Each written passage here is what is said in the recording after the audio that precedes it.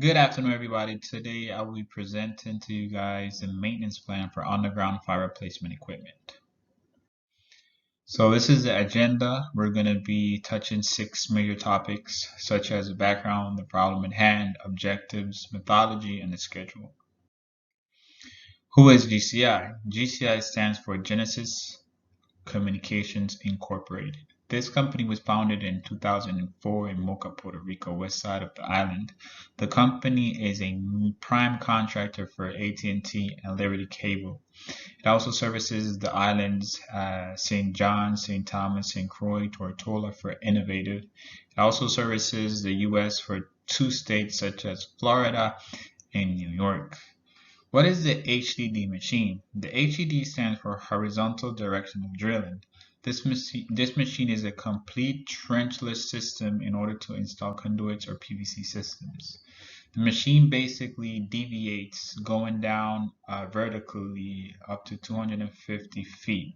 Deviates public major highways, it deviates utilities on the ground, and many more. What is a trencher machine? The trencher machine basically does the opposite of the HED.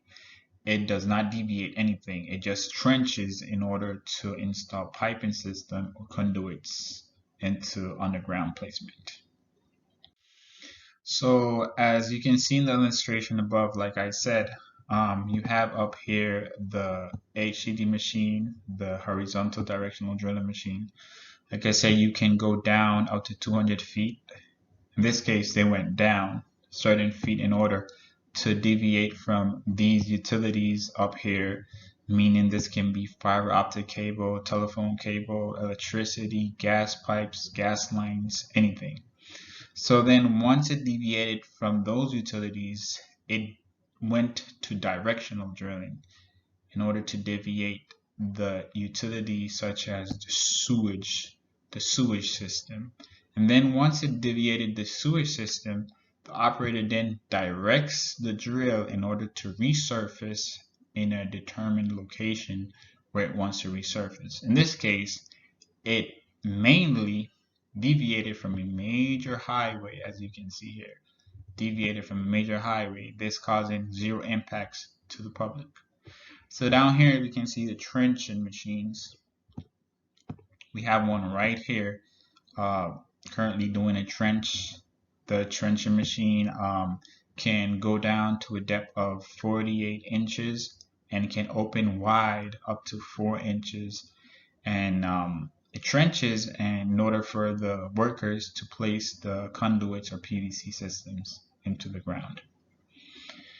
So for the next slide, we have the problem at hand that are the following. Equipments are constantly unavailable. Why are equipments constantly available? Well, they are constantly unavailable because the equipments have many wear and tear parts. They are constantly breaking down and they have little or no maintenance. Equipments are having little or no longevity. Why are they having little or no longevity? Like I said above, they're having little or no maintenance, and the company will have to buy the equipment, new equipment, every 1 to 4 years when it can actually buy 10 to 50 years saving money. Employees are racking up overtime. Why are employees racking up overtime? Well, once the equipment breaks down in the project site, the employees will no longer work, so they'll be standing up waiting until the machine gets fixed, incurring in a lot of money due to overtime. Employees are lacking in productivity, meaning they're waiting around, tired, waiting for a mechanic to fix the machine, and when the machine is already fixed, they have no desire to work on such project. The objectives are the following. Increase of longevity. We want to increase of longevity with the implementation of this maintenance plan. Why?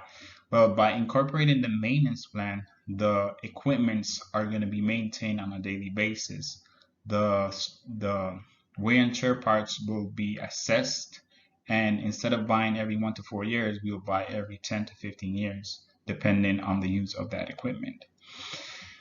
The other objective is to increase the equipment productivity and the employee productivity. by the equipment not breaking down constantly and not having much wear and tear parts that are already being assessed. The equipment is not going to break down in the field. The employees will maintain their productivity and the equipment will constantly be producing, meaning the project can be finished before the deadline.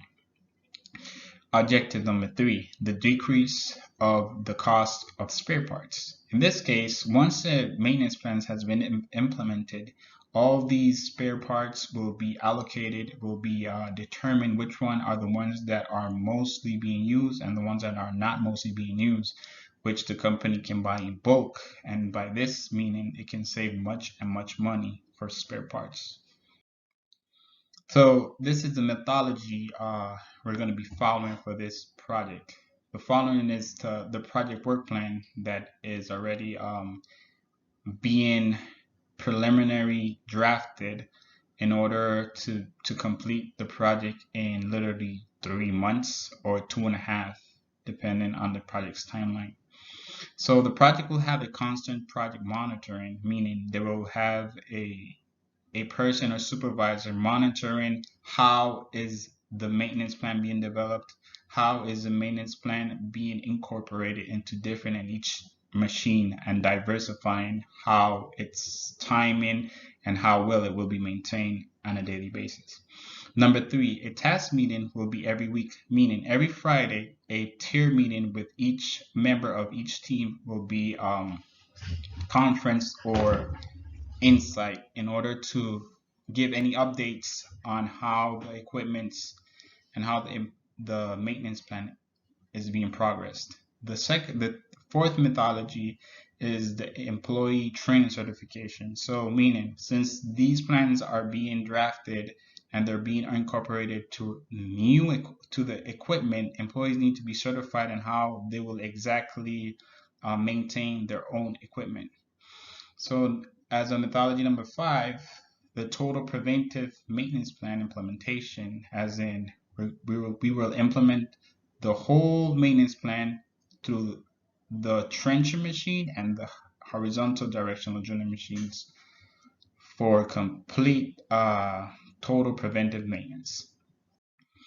So as you can see in this slide, we have the schedule, and this is just a preliminary schedule, meaning that we can finish roughly 2 weeks or a week before the project deadlines. We already have a couple of days, if you can see up here in the week of March, from March 11 to 16.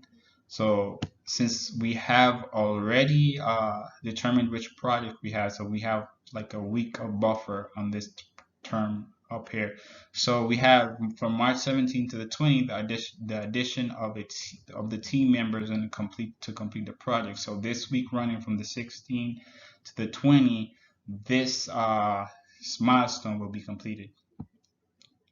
So in the unfoldment of this schedule, we'll be having we'll be filling out a journal. We'll be having task meetings. We'll be giving various presentation updates, so you guys can know how fast and how diverse we'll be completing this project. So if you guys have any questions on the proposal at hand, you're free to ask questions, and I will be glad to answer them. Okay, so if you guys have no questions, I really hope you guys enjoyed the presentation, and we look forward to the implementation and turning losses into revenue. Thank you very much.